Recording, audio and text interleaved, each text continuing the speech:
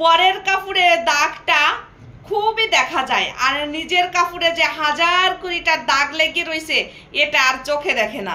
যদি বা কোনো ক্রমে দাগটা দেখা যায় সেটা বলে এটা নিউ, এটা মডেল, নিজেরটা ভিআইপি মডেল বানাই ফেলাই দেয় আর পরেরটাকে ফকিন্নি বানাই ফেলাই দেয়। তাই এই সব মানুষের কাছ থেকে দূরে থাকাই ভালো।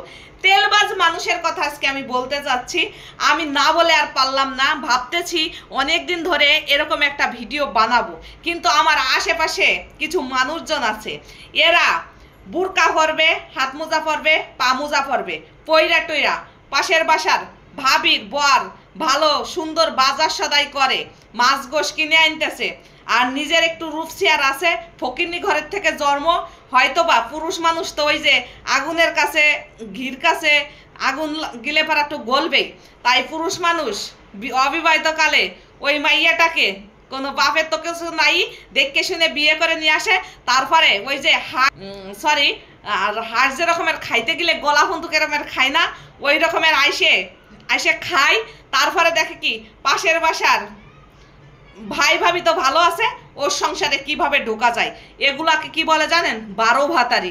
কারণ এনার রাঙের মনে রাখে, ভাতারের মনে রাখে, রাইখা টাইকা এরা যত ওর মতন কোয়ালিটির পুরুষ মানুষ আছে তাদেরকে খাইয়া দাইয়া চুষে খাইয়ে ফেলাই।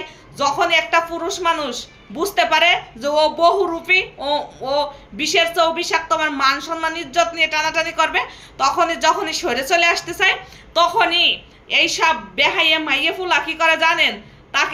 তাকে ছোট করার জন্য যে কোনো একটা জিনিস নিয়ে হেউ করে কথাবার্তা বলে।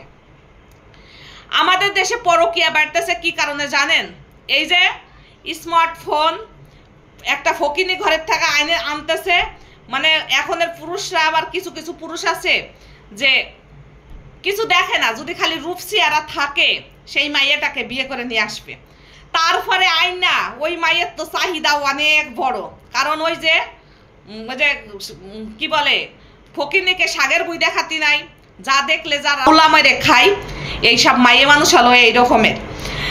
তো দেখবেন যে এরা সব আকাম কুকাম কইরা টইরা আইসা মানুষের মন টন ভাঙ্গা মানুষের কাছ থেকে টাকা পয়সা খাইয়া দাইয়া তাদেরকে খাইয়ে টাইয়ে পিসায় ভালো মানুষ সাজে, মানুষের সামনে এমনভাবে উপস্থাপনা করে এইসব মাইয়া মানুষ, মনে করে কি যে এরা ভাজা মাছটা মনে হয় উল্টাই খেতে পারে না, এর মতন ভালো মানুষ এই জগতেও নাই।